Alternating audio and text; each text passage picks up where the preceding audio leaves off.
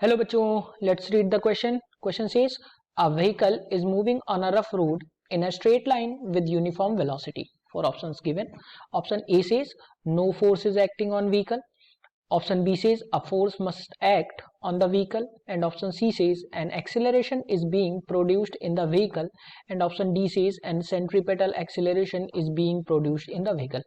So बच्चों यहाँ पे बात करते हैं हम इसके सॉल्यूशन की. सॉल्यूशन में हम देखेंगे की कॉन्सेप्ट को. तो इस क्वेश्चन की अगर हम बच्चों बात करें तो क्वेश्चन में कह रहा है एक व्हीकल है जो एक रफ रोड पे एक स्ट्रेट लाइन में यूनिफॉर्म वेलोसिटी के साथ मूव कर रहा है. अब बच्चों रफ रोड है तो रफ रोड पे मूव करने के लिए उसको रिक्वायर्ड होगा बच्चों एक फोर्स. जो फोर्स होता है वो product of mass and acceleration के बराबर होता है, जहां पे F is equal to M A होता है, जहां पे F जो है फोर्स है, M जो है मास रहेगा, मास, और यहाँ पे A की बात करें तो ये रहेगा बच्चों एक्सीलरेशन. सो अब क्वेश्चन के अकॉर्डिंग हम यहाँ पे एक्सीलरेशन को देखते हैं.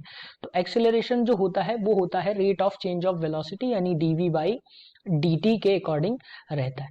अब यहाँ पे अगर हम बात करें कि ये जो है वो एक यूनिफॉर्म वेलोसिटी के साथ मूव कर रहा है, यानी कि rate of change of velocity जो है वो जीरो है. तो जब जीरो है तो एक्सीलरेशन जो होगा वो जीरो हो जाएगा. तो अब अगर हम इसके अकॉर्डिंग यहाँ पे पुट करेंगे, इसकी वैल्यू को जीरो में पुट करेंगे तो F इज इक्वल टू हमें जीरो मिलेगा. लेकिन ये जो F जो फोर्स मिलेगा वो हमें जीरो तब मिलेगा जब हम इसको स्मूथ सरफेस कंसिडर करेंगे. अब क्योंकि ये रफ सरफेस है तो क्योंकि ये रफ रोड है तो रफ रोड में एक फ्रिक्शनल फोर्स वर्क करेगा जो कि किसके बीच में लग रहा होगा, between the tyres of the car and road के बीच में, between tyres of the car and rough road के बीच में यहाँ पे एक फ्रिक्शनल फोर्स लग रहा होगा.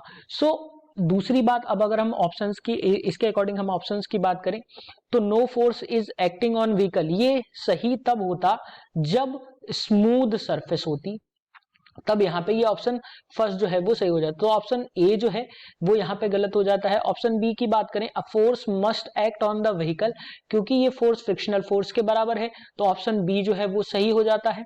ऑप्शन सी की बात करें तो an acceleration is being produced in the vehicle. तो बच्चों अगर हम इस dv बाई dt के अकॉर्डिंग यहाँ पे देखें तो एक्सीलरेशन हमें यहाँ पे जीरो मिल रहा है, तो ऑप्शन बी सी जो है वो भी इनकरेक्ट हो जाता है. एंड ऑप्शन डी, क्योंकि ये एक स्ट्रेट लाइन में है तो यहाँ पे कोई भी सेंट्रीपेटल एक्सीलरेशन वर्क नहीं हो रहा होगा, तो ऑप्शन डी भी इनकरेक्ट हो जाता है. तो करेक्ट आंसर जो रहेगा वो रहेगा option A B, that is a force must act on vehicle. Hope you understood it well. Best of luck.